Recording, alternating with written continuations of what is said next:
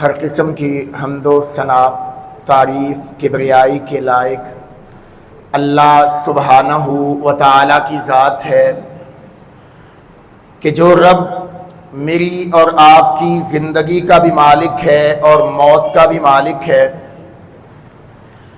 مجھے اور آپ کو زندگی کی ساری سہولیات دینے والا بھی وہی اللہ ہے۔ اس میں انسان کا کوئی کمال نہیں ہے کہ اس نے انسان کو جو کچھ عطا کیا ہے وہ انسان کی اس میں کوئی خوبی یا کوئی کمال یا کوئی حاصل نہیں ہے۔ وہ جو چاہے تو قطروں کو سمندر کر دے اور وہ جو چاہے تو یتیموں کو پیغمبر کر دے، یہ اس مالک نے اپنے ہاتھ میں رکھا ہوا ہے۔ اور کروڑ ہاتھ درود و سلام کائنات کی سب سے بہترین ہستی ہادی برحق اسوہ کامل جناب محمد الرسول اللہ صلی اللہ علیہ وآلہ وسلم کی ذات اقدس پہ۔ عزیزوں بھائیوں، کہ آداب جمعہ میں یہ شامل ہے کہ انسان مسلمان انتہائی چوکس ہو کر بیٹھے، اور جو میرے بھائی سونے کی نیت سے آتے ہیں نا، ان سے اللہ کے لیے یہ درخواست ہے کہ ہر جمعے میں سونا کوئی شرط نہیں ہوتا ہے۔ اللہ بھائیوں، بزرگوں، دوستوں، معاشرے میں صبر و تحمل اور برداشت ختم ہوتا جا رہا ہے۔ افراد میں ہو، ماں باپ میں ہو، اولاد میں ہو، بزرگوں میں ہو، قومی سطح پر ہو یا بین الاقوامی سطح پر، عدم برداشت، تحمل اتنا زیادہ بڑھ چکا ہے کہ چھوٹی چھوٹی باتوں پر انسان دوسرے کے قتل کے درپے ہو جاتے ہیں۔ شاید اسی ہفتے کے 2 واقعات آپ کے علم میں آئے ہوں گے کہ ایک نوجوان نے اپنی والدہ کو قتل کر دیا، اور زخمی ماں نے یہ کہا کہ میرے بیٹے کو میں نے معاف کر دیا، وہ جذباتی ہے، میں جذبات میں آ کے اس نے یہ قدم اٹھایا ہے تو میں نے اپنے بیٹے کو معاف کر دیا۔ اور ایک اور واقعہ، اللہ جانتا ہے اس میں کس حد تک صداقت ہے، سوشل میڈیا کی خبر ہے۔ سوشل میڈیا عام طور پہ جھوٹ بھی ہوتا ہے، کہ ایک نوجوان کو اس کے سسرال میں، یعنی اس کے برادر نسبتی جس کو ہم سالہ کہتے ہیں، اس کی شادی تھی، تو داماد صاحب کو پروٹوکول نہیں دیا گیا یا دلہے کی گاڑی میں نہیں بٹھایا گیا، تو اس نے اپنی ساس اور سسر کو قتل کر دیا۔ اسی بنا پر انا للہ و انا الیہ راجعون۔ یہ اس معاشرے میں ہو رہا ہے جس کو ہم مسلمانوں کا معاشرہ کہتے ہیں، جس کو ہم محمد الرسول اللہ کے ماننے والوں کا معاشرہ کہتے ہیں، اور ہم یہ نعرہ لگاتے ہوئے نہیں تھکتے، غلامی رسول میں موت بھی قبول ہے۔ خدا کے لیے موت کو بعد میں گلے لگا لینا، پہلے اپنے نبی کی سیرت کو اپنانے کی کوشش کرو، انشاءاللہ موت بھی آئے گی تو اللہ شہادت کی نصیب کرے گا۔ یقین مانیے گا، ممبر رسول پہ کھڑا ہوں، بعض اوقات ہم بیان کرنے والے بھی عدم برداشت کا شکار ہو جاتے ہیں، حالانکہ ہمیں بڑا متوازن ہونا چاہیے۔ دین توازن کا نام ہے، دین بیلنس کا نام ہے۔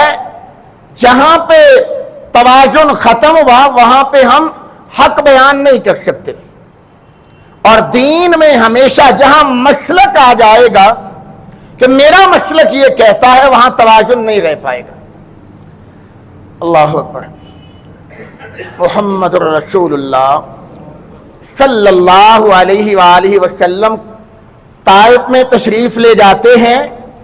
واقعہ بیان کرنا مقصود نہیں، اشارہ آپ کو کرنا ہے کہ سرکار کا اسوہ دیکھیں اور سرکار کے ماننے والوں کا طریقہ دیکھیں۔ پتھر مارے نوجوانوں نے کائنات کے سب سے بہترین انسان کو، اور اس دور میں طائف کا سفر کر کے جانا 90 شاید میل یا 90 کلومیٹر کا فاصلہ، کوئی سواری بھی نہیں۔ آج کل تو ماشاءاللہ روڈز بن گئے، سڑکیں بن گئیں، اللہ نے بڑی سہولیات دے دی۔ طائف ہم جاتے ہیں، ہم سیر کے لیے جاتے ہیں۔ قربان جاؤں محمد الرسول اللہ صلی اللہ علیہ وسلم پہ پتھر مارنے والوں نے پتھر مارے، رب نے پہاڑوں کے فرشتے کو بھیجا، یا رسول اللہ صلی اللہ علیہ وسلم اگر آپ کہیں تو ان پہاڑوں کے درمیان اس وادی والوں کو پیس کے رکھ دوں، تو کیا کہا؟ اللہم اہد قومی فإنہم لا یعلمون۔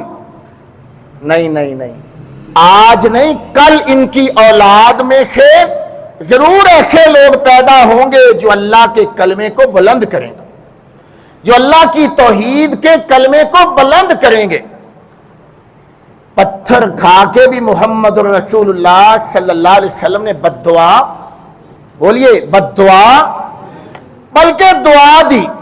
محبت کے یوں جس نے دریا بہائے، آقا نے دل ان کا بھی چینا جو سر لینے آئے، یوں بندہ نوازی کے جوہر سکھائے، خود کھائے جو اور جواہر لٹائے، خوشی اپنی غیروں کے غم میں بھلا دی۔ محمد الرسول اللہ نے صلی اللہ علیہ وسلم خوشی اپنی غیروں کے غم میں بھلا دی، دیا درد جس نے اسے بھی دعا دی۔ یہ ہے محمد الرسول اللہ کا اسوہ، یہ ہے طریقہ، یہ ہے میرے نبی کا زندگی گزارنے کا کامل نمونہ۔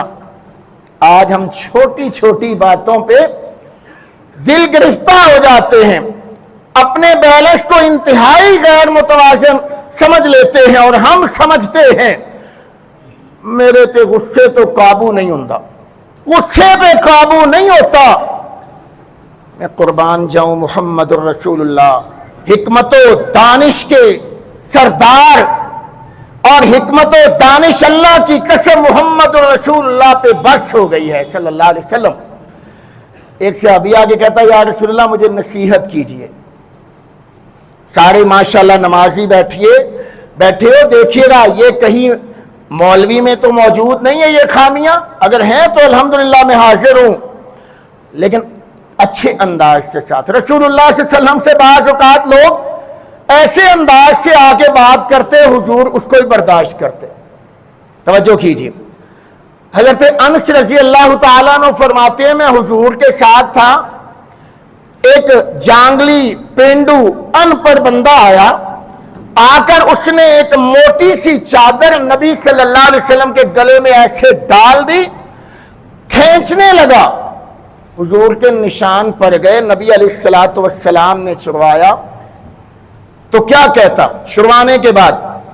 محمد صلی اللہ علیہ وسلم تجھے اللہ نے بڑا مال دیا ہے، میں غریب آدمی ہوں، مجھے بیت المال میں سے کچھ دے۔ ہمارے جیسا ہوتا تو کیا کرتا جی، ذرا سوچئے، توجہ کریں، کیا کرتا؟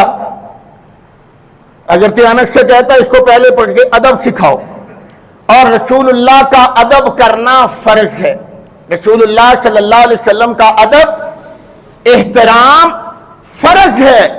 ابو بکر و عمر ایک دفعہ حضور کی موجودگی میں اونچی بولے تھے، پروردگار نے آیات قرآن میں نازل کر دی تھی ان تحبط اعمالکم، ابو بکر و عمر بے شک تم نیک ہوگے، نیکی میں سب سے آگے ہوگے، لیکن خبردار میرے محمد کی اب سے سامنے تمہاری آوازیں نیچی رہنی چاہیے، تمہاری آوازوں کا اونچا ہونا بھی اللہ کو گوارا اور برداشت نہیں ہے۔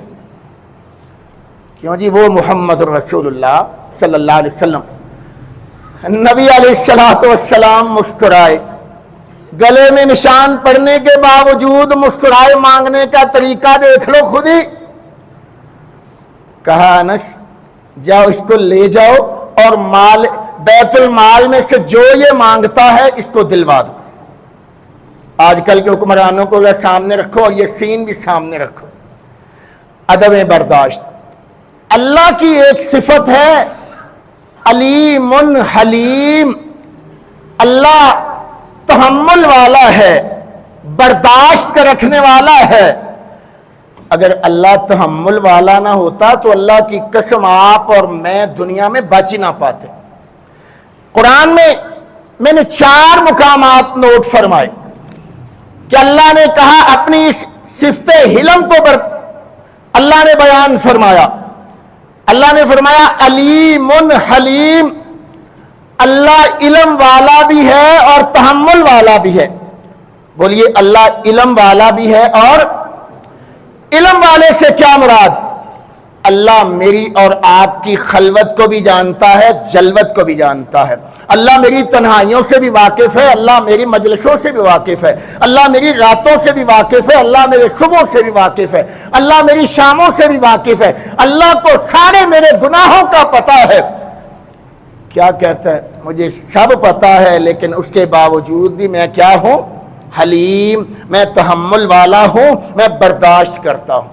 دوسری آیت واللہ غفور حلیم، اللہ نے کہا میں بخشنے والا بھی ہوں اور برداشت رکھنے والا بھی ہوں، میرے اندر برداشت موجود ہے۔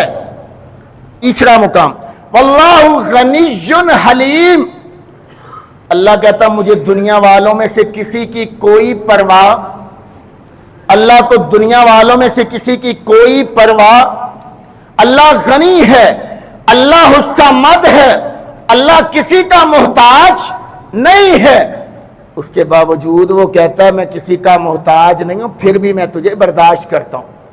اور تم ایک دوسرے کے محتاج ہونے کے باوجود، ایک دوسرے سے کام ہونے کے باوجود تم میں برداشت نہیں ہے، تحمل نہیں ہے، تم برداشت نہیں کرتے ہو کسی کی بات کو۔ توجہ کیجیے۔